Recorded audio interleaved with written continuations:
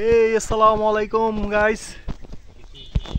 আজকে তো মানে কি একটা অবস্থা রে ভাই, ভাই রে ভাই, এরিয়া যে কি পরিমাণ প্যারার মধ্যে ছিলাম।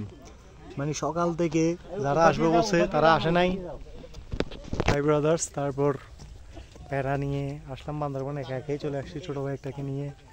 লাস্ট এখানে এসে আমাদের বগুড়ার দুই ভাইরে পাইলাম, ওনারাও আমাদের মতো একা।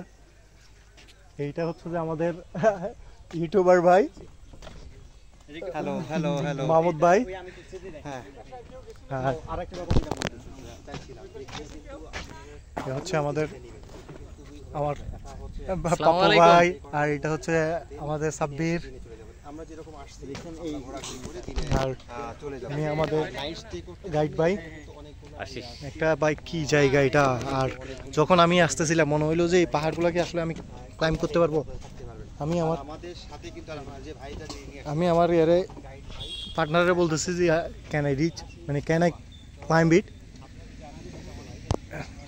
আসলে এই জায়গাটা প্রচুর খাড়া ছিল।